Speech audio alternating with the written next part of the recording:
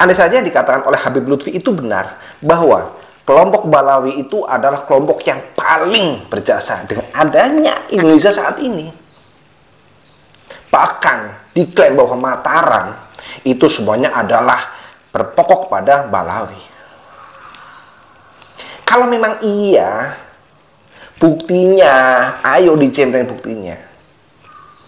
Bahkan pada saat Sumpah Pemuda tahun 1928, di mana Balawi yang katanya paling berpengaruh, katanya paling punya peran di dalam kemerdekaan ini? Di mana pada saat itu? Adakah pernah terdengar Yong Balawi, Yong Yaman? Kalau sekedar klaim, semua orang bisa banget.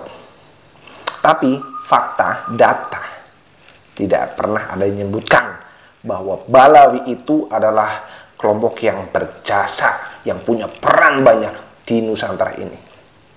Kalau ada, tunjukkan datanya. Assalamualaikum warahmatullahi wabarakatuh. Selamat datang guys di channel Diam saudara.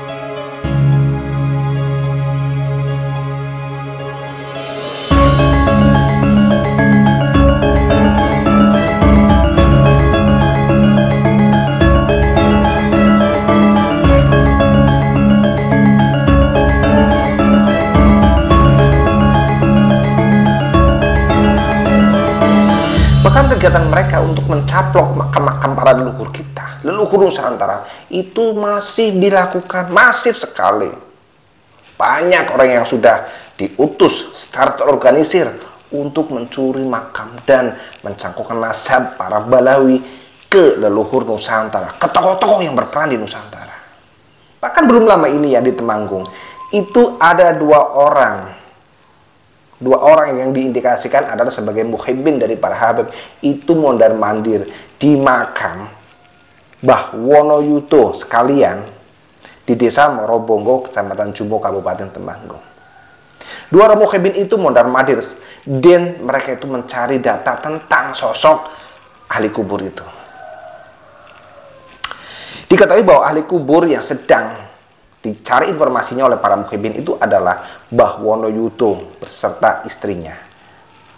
Antara tahun 1797 sampai dengan 1807 Masehi. Untuk apa sih para muhibbin itu mencari data? Untuk apa? Tentunya seperti yang sudah-sudah, makom entah siapa. Apalagi makom ini adalah makom jelas-jelas dari orang Mataram pada saat era dari Hamengkubuwono kedua. Itu akan diambil kemudian diganti namanya atau silsilahnya secara nasab itu akan disambungkan kepada Balawi.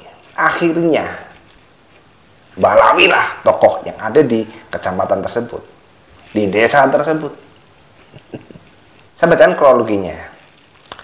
Ahli kubur Mbah Wonoyuto sekalian, tahun 1797 dan tahun 1807 Masehi.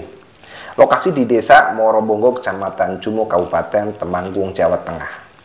Makam ini dikijing modern dengan keramik oleh seseorang yang sudah meninggal. Jadi memang keramiknya dulu inisiatornya adalah seorang warga desa tersebut yang sudah meninggal. Sekarang sudah meninggal.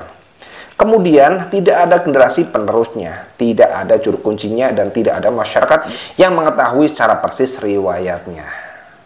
Kami mendapatkan informasi dari anggota tim kami bahwasanya ada 2 orang yang bukan penduduk lokal beberapa kali mendatangi makam dan mencari informasi. Kami yakini bahwa mereka itu adalah para muhibbinnya Balawi. Sebagai langkah antisipasi, kami datangi lokasi makam dan memberikan edukasi singkat terkait ahli kubur. Bahwasanya beliau adalah orang-orang Mataram di era Hamengkubuwono II sebelum pecah Perang Jawi. Dengan demikian, tidak ada kaitan dengan kaum Balawi. Untuk selanjutnya kami akan memagari makam tersebut supaya tidak diklaim oleh oknum-oknum tidak bertanggung jawab yang membelokkan sejarah. Kami sudah berkoordinasi dengan masyarakat sekitar dan kami akan tembusi RT RW untuk selanjutnya kami eksekusi dan kami kembalikan ke bentuk aslinya. Langkah ini tentunya langkah yang luar biasa sebelum makam ini dibelokkan menjadi keluarga Balawi. Ya, kemudian ada lagi ahli kubur yang bernama Mbah Ahmad, Mbah Manuyudo, Nyi Khotijah, dan beberapa sampai sekarang belum teridentifikasi. Lokasinya berseberangan dengan makam tadi di desa Morobongo. Dan ini masih di Kecamatan Jumo, Kabupaten Temanggung. Kronologinya adalah hampir serupa dengan kronologi makam sebelumnya. Hanya saja kijingnya yang masih original. Jadi makamnya itu sudah diubah, tetapi kijingnya yang masih utuh. Masyarakat sekitar merawat dengan baik komplek makam tersebut. Ya, walaupun tidak ada yang mengetahui sejarahnya.